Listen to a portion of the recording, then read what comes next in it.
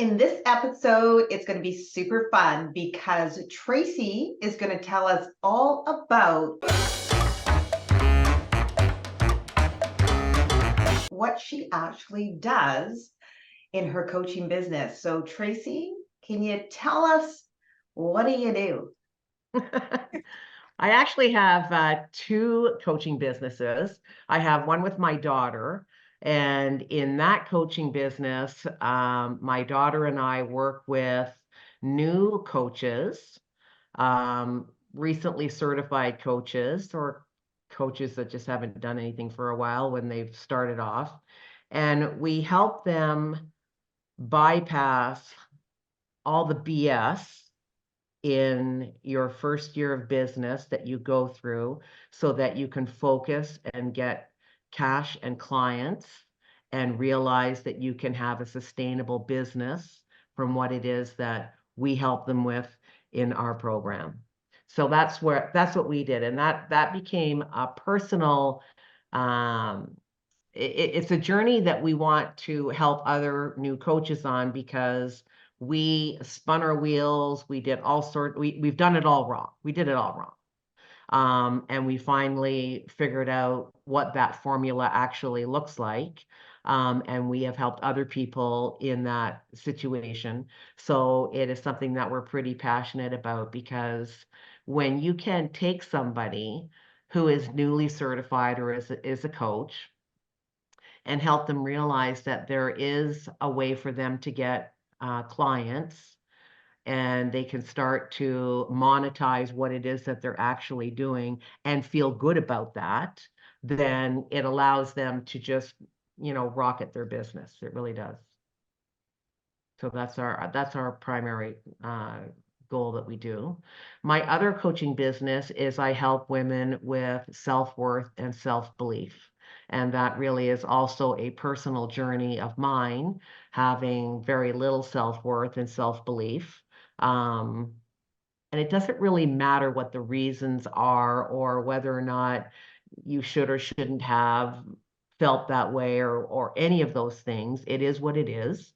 And I've done a lot of coaching, a lot of self-coaching, been coached, and have come to a place of incredible peace with myself, and a self-belief that I have never really experienced before. And I just love being able to help other women discover that possibility within themselves. Which, how do I want to say this? Um, you stated in the business with your daughter, Mhm. new coaches, certified coaches, but not all coaches need to be in a form of certification, do they? No, Or is you it don't. You can decide tomorrow that you want to be a coach. Um, Typically, what we find is that for somebody who decides that they want to be a coach, they realize that either A, they've gone through the certification, so there's been a whole bunch of training, or they automatically know that this is, their life's goal, that they want to help people. The one of the things that happens is that, certainly from our experience, is that you get all of these tools and you get all of this knowledge, and you realize that these are things that can be applied to multiple problems across the board, multiple situations. And so what we tend to want to do is we want to help everybody. We want to say, oh, listen, if you have a problem, I can help you. If you have a problem, I can help you. I can probably help you work through this problem. I can probably help you with this. And you can't do business that way. That's the problem with that. And that's what we did in our first couple of years of business. We were changing who we were talking to like Yeah. every 10 minutes. It's like, oh, well, we'll be a mother-daughter team. Oh, well, we'll do this. Oh, well, we'll do that, just because of experiences or things that you had already gone through. But when you hone that down and you really understand who your client is, that's when things can change. But there's a lot of resistance to that. And that's Mhm. where the coaching comes in terms of helping them figure that out, figure who it is that they want to talk to, who it is they want to help, and forget the shiny objects that are hanging out over here. And I think that's really important because so many people think they're leaving money on the table because they're, oh, but I can help you. Excuse me. I can help you. Exactly what you said. I can help all of you, but yeah, I'm sure you get a lot of resistance that it's like, no, you've got to Yeah. get in, as you said. That's Yeah. awesome because that's really good to teach people that too. Yeah. It's, you know, the resistance comes from the fact that you are new with all of this information and you've Mhm. seen it work, you've worked with it yourself.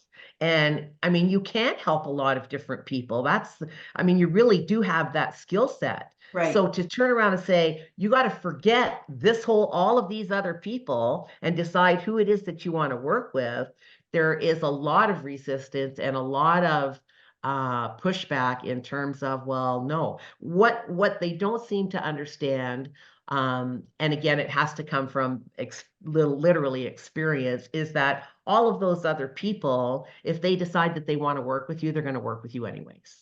If they decide that they want your knowledge, they want your expertise, they want you to help them, even though you're not serving that specific niche, if you want to call it that, then they're going to come to you anyways. And that's true. It's true. So your other business, it's more life coaching, and you've niched it down to self-worth and self-belief, correct? Yeah. Yes. And in that business, how do I want to say this? How do you work with the women? Is it like on a monthly basis, weekly basis? Like, how intense is the coaching and the It's really customizable to them. Most times it's like once a week. I mean, literally it's up to them. When it becomes really intense, we tend to do every 2 weeks, just to have information be digested, worked on. Mhm. Um, because in coaching sessions, what can happen is that you have a coaching session with the client, and you've been talking about a certain thing, but what we don't realize as coaches, is that when that call ends, there's a lot of other things that can come up for the client. There's a lot of other areas that depending on what you were talking about, whatever limiting belief, whatever self-talk they have, relationship problem they have with themselves, it can bring up a whole bunch of other things that will need to be worked on in conjunction with that self-worth, because it's literally like unraveling a tapestry to come back to what it is that you actually want to believe about yourself, what you know to be true about yourself, and to root yourself into that knowing. Like there's a difference between intellectualizing it and going, oh yeah, I know I'm a good person, and having it sit right here in your heart. I know I'm a good person. Right. There's a big difference. Yes. I It's love like I saying, love unraveling a tapestry. I think that's awesome to Mm. yeah, yeah. do you It's like saying false affirmations. Like if you're trying to lose weight, I have lost my 10 pounds. Well, no, you haven't. Just having that false affirmation doesn't mean to make it true. So I like the way you say to move it into your heart for Mhm. that belief to set in.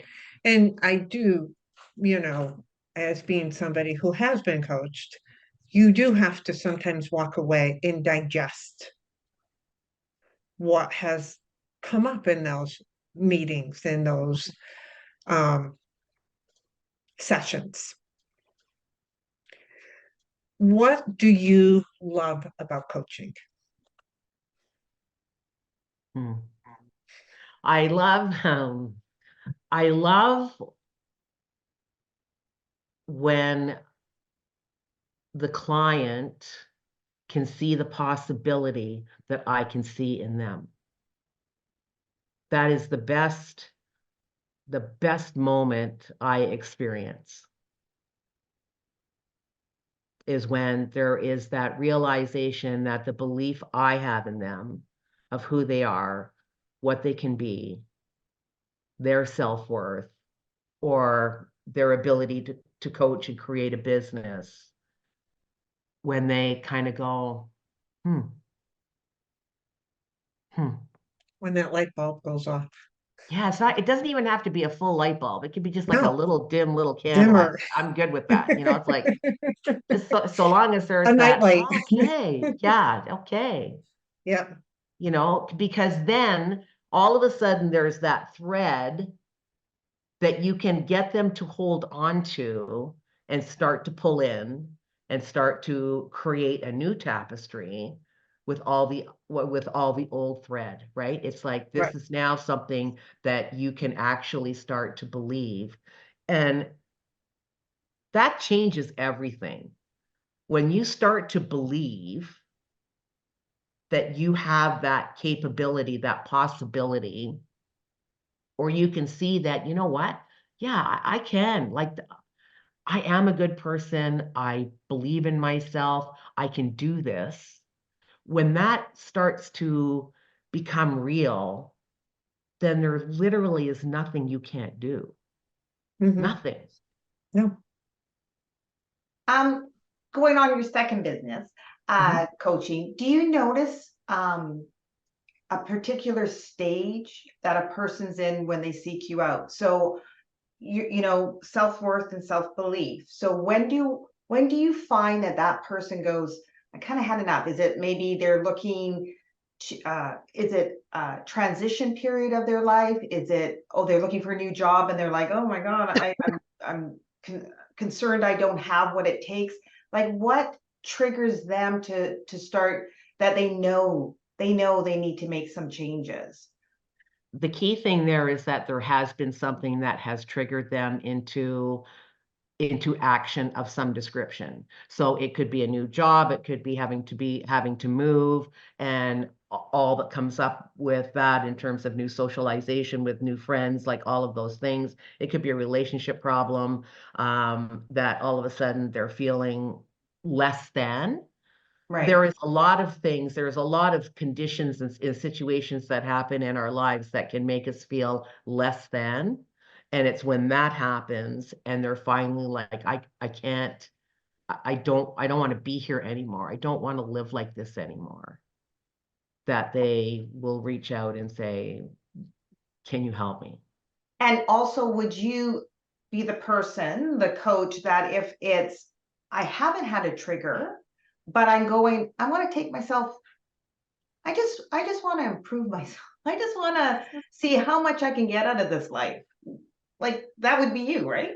Yeah, absolutely. Because, if you're already thinking that, you're Yeah. already halfway there, girl. You're already Yeah. like, okay, let's get some clarity Yeah. happening here. Let's figure out where it is that you want to go. And let's make sure you've got the grounding and belief and the self-worth that you can actually do what you Yeah. want to accomplish. Because I mean, we just create so many BS stories about Yeah. ourselves in our brain all the time whenever it is that we want to do something, right? It's like, all the old limiting beliefs and all the things anybody has ever said to you in a negative way, from a school teacher to your parents to an uncle to whoever, it could have been your best friend going to school, comes flooding back. And it's the human condition to think negatively. Yeah. We often think, oh no, we should all be in this positive spin all the time and something's wrong with me because I'm not. It's actually not true. We literally lean to the negative. And we did that for survival purposes. I mean, that's a survival instinct, because if you can see that there's a problem, then you're going to be able to fix that or rectify that. But we're talking things that have been ingrained in us, like back from the caveman days, where it literally was life and death. It wasn't about, am I going to be judged? Am I going to be, am I going to be criticized? Am I going to lose this relationship? It's not, they weren't dealing with stuff like that. They were like, okay, we got a problem here. I got to see the problem because I need to live. We got to leave this cave because it's going to be occupied by the saber-toothed tiger any minute now. So we got to get out. Like it's, but unfortunately, we haven't evolved to accommodate where we are in our social and industrial world as we live today. So we react in a very similar fashion, that fight, flight, and a lot of times it's just not, when you look back at a situation and you see how you've reacted to something, you're like, you know what, that probably is not really appropriate. I probably didn't need to spin out like that. I probably didn't need to think that negatively of myself.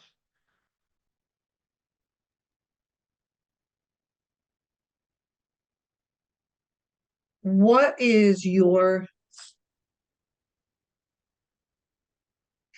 makes you unique in your coaching? What makes you different than the coach sitting next to you?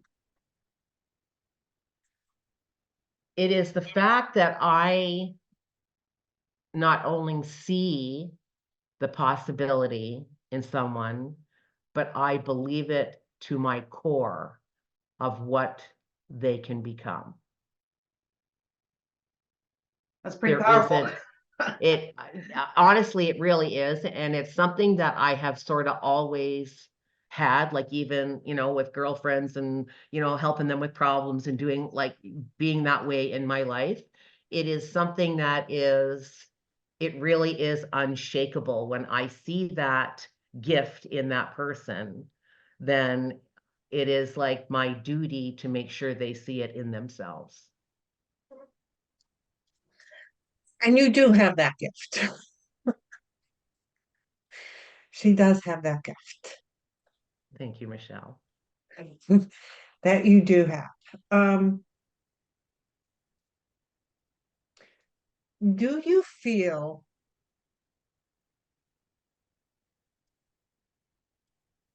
how do I want to say this? Coaching, do you feel coaching is a way we should be taking care of ourselves Absolutely. as a form, whether it's, and I'm not talking, think we have, and we've had this discussion to some point. Coaching is very down the line on some things with therapy. There's a fine line with it in certain areas. In your first job, in your first one, cash to clients, that's not as, but self-worth and self-belief, that definitely can be. So there is. And there's been a lot of conversations around using therapy more so as a preventative medicine, like you go to the doctors for your regular checkups, you go to the dentist for your regular checkups. Do you see coaching as that same form of what we should be doing to help us with our emotions and mental health and getting the best out of life? Yes, absolutely. And I don't say that because I am a coach. I have coaches in my life. I have people who Yeah. coach me. And the whole reason is that if you are in a situation that what happens is that when we're presented with a problem, we look at that problem through our own lens. We look at it and it's like, this is the problem. This is what I see. And it doesn't matter whether we turn left or we turn right. We're still looking at the problem with the same lens. When we have somebody else take a look at that exact same situation, they can see it so much differently than what we can. And as a coach, if you can help them see that there is a possibility within that situation, sometimes there is and sometimes there isn't.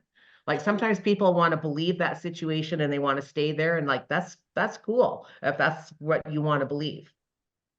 But if you are struggling with something and you want to create a change, or you want to see movement somewhere, then a coach absolutely can help fast forward the result of that. And that could be like a 1-session thing. It could be a 2-session thing. Right. It doesn't mean you have to sign up for like 6 months and, spend all of this money. I mean, I have clients that will come and see me when they simply have a situation. They'll, message me, hey, can we have a session? I'm struggling. And it's like, sure, no problem. I might not have talked to them for 2 months. But it's the ability to fast forward through that so you can get on with it. Because Right. otherwise we sit there and we ruminate about the problem, then we ruminate about why we can't fix the problem, and then we start going down rabbit holes that we don't need to go down about the whole situation. So it's like, let's just move on, move forward. I like the move way on. you say that, fast forward. I think people don't, when it comes to our own personal well-being, we don't look at it as a way to get fast forward. If your child is in baseball and he's good at it, you're going to hire him a coach to help hone those skills in. We have coaches all over the place. I hired a coach for myself to get me across the finish line for my race. I also have additional coaches. So having a coach nowadays, I don't feel is a luxury. I think it's almost not a necessity. It's just like, if you want to have a coach, you want to get ahead, you want to have a fulfilled life. I know last month we talked with Tracy G on her business with expanding or having the best the online business and all of that aspect of it. You need that type of a coach. You need something that helps you fast forward to get where you are. You can get to where you want to go by yourself. We're not saying that you can't, but like you said, we sit with it, or I'll do it tomorrow, or that fear comes in, or something else comes in. So I think coaching is more prominent nowadays. Yeah. I also like think that one of the really great benefits of coaching is that not only it's the know-how, it's the process or the steps to take and the steps not to take. And that's where I think the real time saver is. You can do it yourself. You can go on YouTube, get a bunch of, or TikTok, get a bunch of things telling you what you should do, but to have someone actually tell you the steps to take or what you need to do in the right sequence it's just amazing. It's just so much of the difference of the time difference. So much. Yes. And the ability to coach them through the resistance of those steps. Right. Yeah. Right. Because we so often, we get a formula and it's like, okay, well, it seems pretty easy. I should be able to do this and then get to this end. But there's all of this resistance that we have to get to the end. And the coach can just simply, pop those apart for you and still have you moving forward. That's the best thing. Yeah. And like I said, it doesn't I think people a lot of times think coaching has to be like this big long-term commitment, but it doesn't. Like you can literally have a couple of sessions with somebody and go, wow, I'm good. Can I call you like if I run into something else? And it's like, yeah, absolutely. Yeah. Yeah. Well, Tracy, thank you for sharing about your businesses with us. And we will have all of her contact. Well, all our contact information is always there. But if you have further questions about it, put it in the comment or reach out to Tracy. And if you know somebody who could benefit from what Tracy has said, please share our episode with that person. Make sure you hit subscribe and notifications so you know every Wednesday when a new episode is out. And if you like this episode, please hit that like button. Thanks for watching, and we hope to see you as a regular member of our community.